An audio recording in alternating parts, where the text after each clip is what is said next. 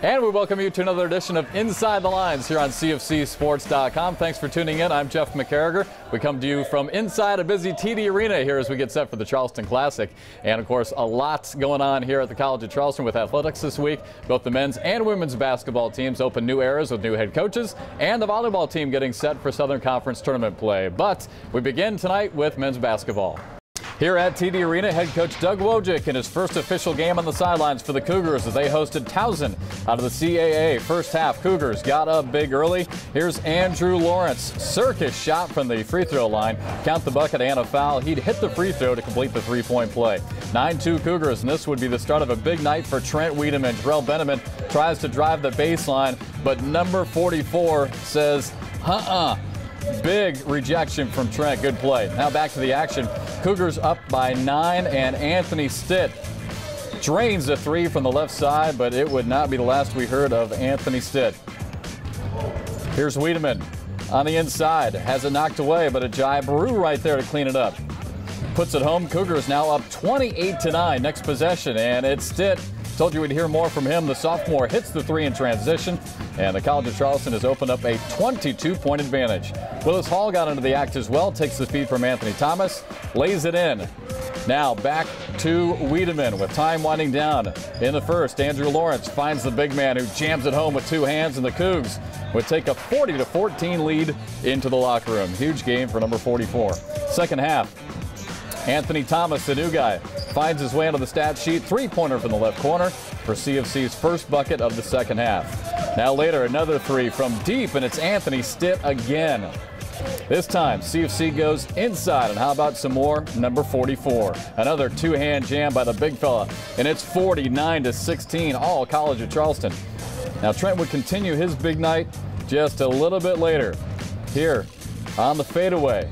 Gets fouled, makes the shot. He would finish the night with a team-high 17 points to go along with 6 rebounds. Final seconds, the walk-ons get a chance. Nice passing until the last second. Another bucket, and the College of Charleston goes on to win it 75-58. Doug Wojcik starts his College of Charleston career off at 1-0. Again, congratulations to the new head coach, Doug Wojcik, on all the players. Good game for the guys as they got off to that 1-0 start. 4 players in double figures, so a good, well-rounded game. And, of course, the college now improves to 33-11 all-time against schools out of the CAA. Now, next up for the college, the Charleston Classic right here inside TD Arena. We'll take a look at the field. Very tough field this year. There you see the top of the bracket, Dayton, Colorado. Baylor will take on Boston College in the bottom half, Murray State and Auburn, and then St. John's and Charleston, one of the premier matchups there in the first round. Got a chance to catch up with the team to preview this week's Charleston Classic.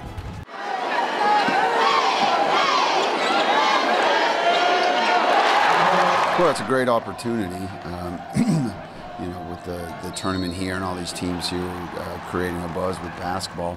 Really kind of a follow-up with last weekend.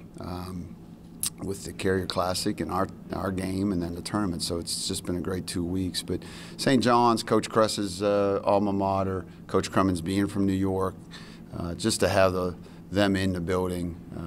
Glad to see them win yesterday as well and have a chance to play a Big East team on our home floor. It's a great opportunity. I mean, I just think I got to play my game. We know we're going to scout them well enough. We do a really good job scouting, and you know, if I have to make any adjustments, Coach will let me know. Yeah, in St. John's, they're you know, they don't start very big. I think their center is only 6'7", so you know, Ajayi and me both, you know, have a little bit of a size advantage. So I think we can take advantage of that. Yeah, it'll be a big demand on our team and push us quite a bit. The one thing about playing 3 games in 4 days early in the season is you really don't get to go back and watch tape, and you don't get to get better. You don't get to practice. You're just game prepping the whole time. So you have to trust what you've done over the last 6 weeks.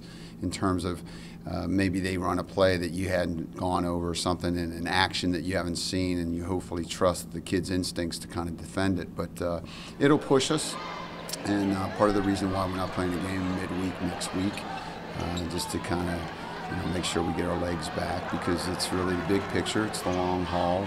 It's getting better. is what matters, besides trying to win every game. But it will push us in a good way early in the season, and it's better to be tested to find out who we are and where we're going than to kind of have false sense of who we are. And we go from the beginning of one new era to the beginning of another new era as Natasha Adair takes over as the new head coach for the College of Charleston women's team. A doubleheader last Friday night here inside TD Arena as the women took on Coastal Carolina. Early on in the first half, 8-6 Coastal with the 2-point lead until this. Natasha Harris works her way in, gets the jumper, and that ties it up at 8-all. Coastal ties it up themselves just a few minutes later. Nice pass from Shatia Cole to A.J. Jordan underneath, who lays it in for 2. We're tied at 10. Next play, it's Harris again off the feed from Jill Brown. Puts it in over 2 defenders. And again on the next possession, Harris one more time, another layup, and it's 14-10 CFC. Cougars would keep up the pressure, but Freya Tolbert misses the initial attempt, but gets her own rebound and puts it back in. Waning seconds coming up here in the first half. Alyssa Fry, with under 20 seconds to go, drains this 3 from the corner, and the Cougars would take a 27-18 lead into halftime. Second half, Cougars up 34-26, and a nice move by Tolbert. Lays it in from the left side with the right hand to extend the Cougars' lead to 10 points. Now, next possession for the Cougars. It's Tolbert again. This time from the perimeter. Hits the 3, and the lead was now double digits once again for the College of Charleston. Tolbert getting a little help this time. Dishes to Jill Brown, who knocks down the long 2. One more nice play for College of Charleston here. Tolbert finds Jazz Green on the long pass. Green lays it in. Cougars up by 12. Lead would hold up. Cougars went on to win this one 56-38. The first win for new head coach Natasha Adair, and a chance to catch up with the coach this week to talk about the win and the College of Charleston's next matchup. The first 6 minutes, though, I didn't know which way it was going to go. We couldn't buy a basket, but we settled down and just the intensity in which we played at. I mean, we forced 34 turnovers, and we played at the pace that I've been talking about since day one, and we shared the ball, and for me, it was just a great team win.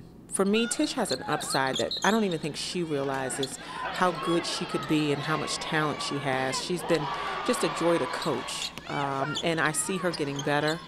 With all the players, I see them all getting better right before my eyes, and it's an attribute to them and the fact that they want to be better and that they're allowing us to coach them. So I'm very excited about where she is, and for me this year, I want her to want to be SoCon Player of the Year. I want the sky to be the limit for her, and she has the capability to do that. East Carolina's a good team. I mean, they started off strong. They're 2-0. And we know that they're gonna want revenge because we opened up with them last year and played very well. So they returned most of the same players, and Coach Heather Macy is a good coach, and I know they're going to play hard. The one thing that she really takes pride in is defense. So they're going to play hard, and they're going to want to get up and down the floor. So I expect a high energy game because that's how we play. But at the end of the day, if we stay true to our rules and value ball security, finish plays, whether it be around the rim or whether it be open shots and having good shot prep, if we take care of what we need to do on both sides of the ball, I'm cheering for the Cougars. Coming up next for the College of Charleston women, a matchup against East Carolina. The Pirates already off to a 2-0 start this season, averaging 76 points per game. But the College of Charleston doing a good job on the boards, averaging 40 rebounds per game and also shooting at 46%. Coming up next, we'll check in with the volleyball team as they get set for Southern Conference tournament play. It all comes your way as we continue here on Inside the Lines on CFCSports.com.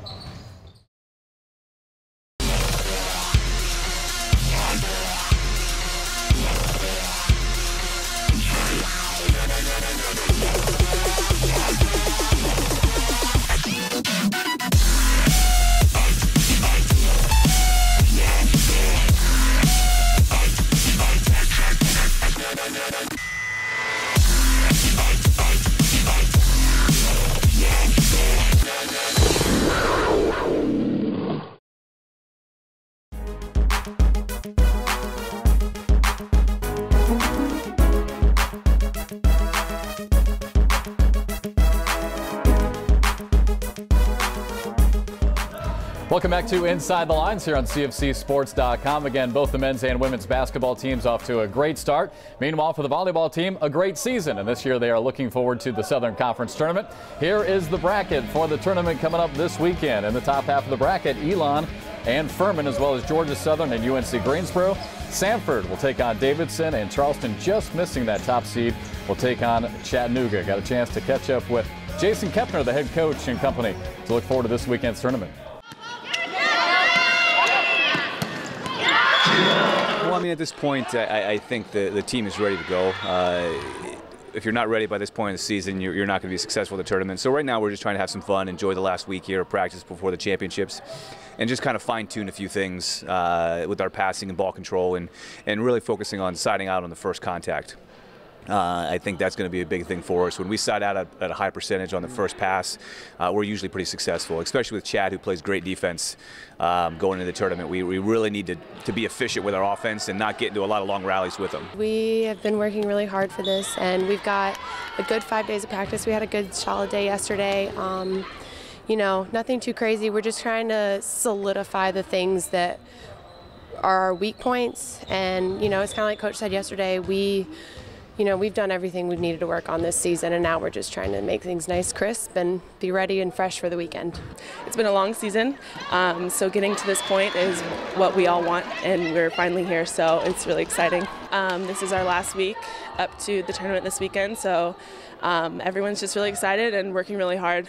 This week it's kind of a little less intense practices, but we're staying mentally tough. You focus on that first match of the weekend, no matter who it is, and then you have a short turnaround for the next one and go from there. So we really can't look ahead to anything. We really have to focus on that first one and make sure we take care of our side. If we take care of our side and do what we do best and really are consistent with that, then we'll put ourselves in a good position to win. Again, good luck to the volleyball team as they'll be in action this weekend, first round action of the Southern Conference Tournament. That'll do it for another edition of Inside the Lines here on CFCSports.com. Remember, if you have any questions for any of the players or any of the coaches, we'd be happy to pass those questions along and have those guys and girls answer all the questions for you on camera right here on Inside the Lines. You can contact us. You can send your questions to cfcsports@gmail.com. You can also tweet us your questions at CFC Video, or of course pass along the questions on our Facebook page, College of Charleston Athletics. That'll do it for another episode. Thanks for tuning in here on Inside the Lines on CFCSports.com.